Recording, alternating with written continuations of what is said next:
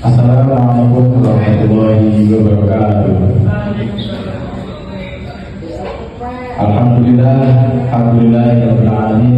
Allahumma shalli ala sayyidina Muhammadin qamaril wujud fi hadzal yawm wa fi kulli yawmin wa fi yawmin ma'ad sirran wa jahran fi dunya wal ukhra wa ala alihi wa sahbihi wasallam.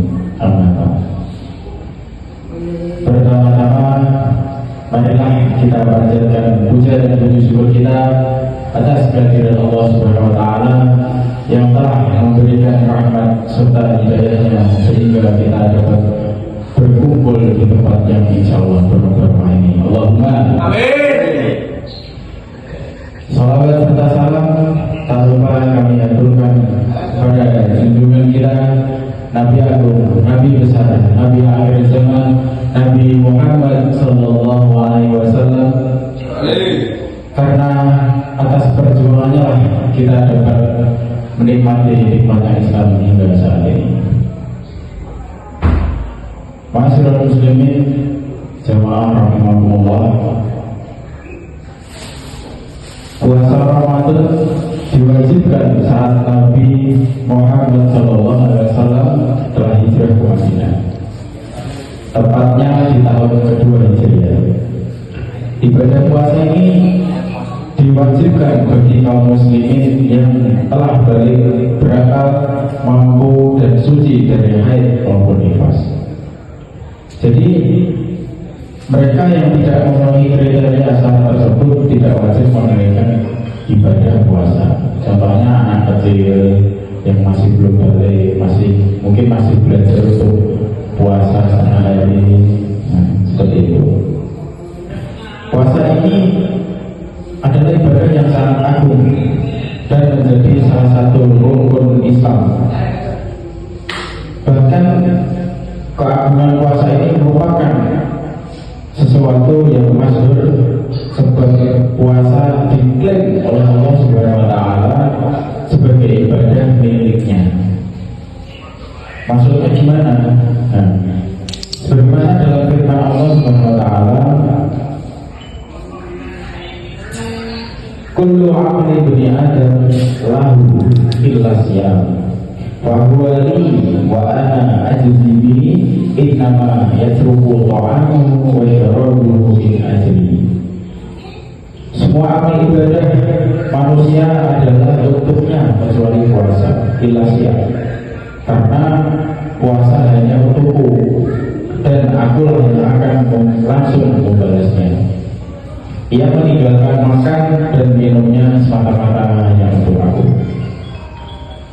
Ma'asyiral muslimin, jamaah rahimahullah. Dari firman tersebut menunjukkan bahwa puasa adalah ibadah yang agung yang tidak bisa diterima begitu saja. Dalam penggalan kata terakhir menunjukkan bahwa Allah Subhanahu wa taala hanya akan menerima puasa dari orang yang menahan makan dan minum karena tulus ikhlas mengikuti perintahnya. Jadi puasa ini bisa dibilang tolak ukur iman kita pada Allah Subhanahu wa taala. Karena puasa di bulan Ramadan ini adalah ibadah yang diklaim oleh Allah Subhanahu wa taala yang miliknya untuk Allah Subhanahu wa taala. Jadi ketika kita puasa kok sengaja mokel ya kan, berarti imannya itu ya kurang lebih ya imannya segitu pada Allah Subhanahu wa taala. Oleh karenanya keikhlasan dalam menjalankan ibadah puasa itu adalah kunci seorang hamba diterima oleh Allah Subhanahu wa taala. Ikhlas sendiri adalah ruh dari sebuah ibadah, termasuk puasa dan segala ibadah. Maka sudah sepatutnya bagi seorang muslim betul-betul memperhatikan keikhlasannya dalam beribadah, khususnya dalam berpuasa ini tadi, apalagi sekarang di bulan Ramadan.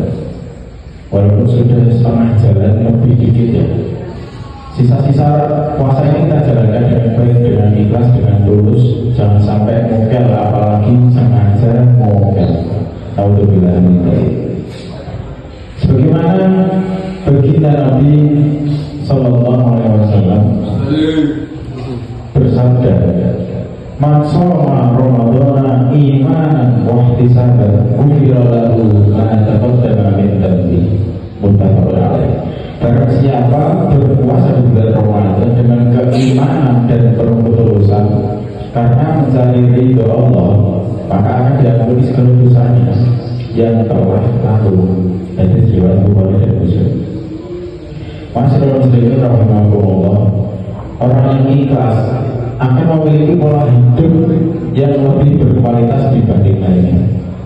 Ia akan lebih senang menghadapi masalah, lega dengan setiap pekerjaannya, usahanya.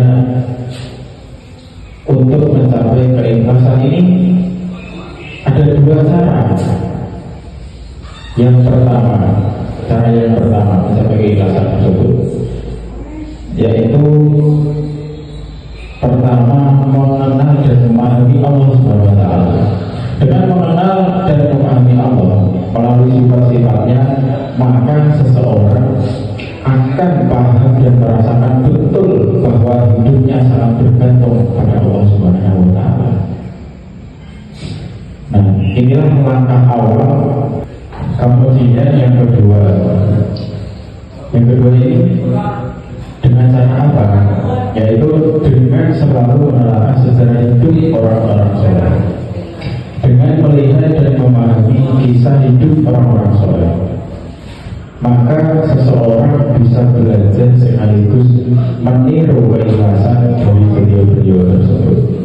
Sebagaimana perkataan Sayyidah Rabi'ah Al-Adawiyah yang dinukil oleh Syekh Al-Bujairami dalam kitab Hasyiah Bujairami ala Al-Khatib, yaitu wa min thamma qalat Rabi'atul Adawiyah ma'abaduka ta'aman fi jannatika wa la khawfan min narika inna ma'abaduka imtithalan li amrika. Ya Allah, aku tidak menyembahmu karena berharap surgamu atau takut nerakamu, melainkan karena ketaatan akan perintahmu. Dari kisah Rabi'ah, Sayyidah Rabi'ah Al-Adawiyah tersebut, kita menyadari luar biasanya tingkat ketulusan penghambaan dari seorang makhluk kepada Sang Khalik dalam beribadah. Jadi kita bisa melihat sejarah tersebut dan meniru bagaimana keikhlasan tersebut. Masyaallah muslimin rahimahullah, dari dua kiat tersebut diharapkan kita bisa menjadi pribadi yang ikhlas dalam hal apapun, khususnya puasa di bulan Ramadan tahun ini dan yang akan datang. Mari kita sadari bersama bahwa tidak ada kekuatan ibadah dan daya upaya menjauhi larangan kecuali semua atas izin Allah Subhanahu wa Ta'ala. Semoga di bulan Ramadan ini, sisa-sisa di bulan Ramadan ini, kita dikuatkan menjalankan puasa, kita berbanyak lagi beribadah, kita raih akhir Ramadan ini ada yang namanya malam Lailatul Qadar. Semoga kita bisa mendapatkan malam tersebut, insyaallah. Amin ya rabbal alamin.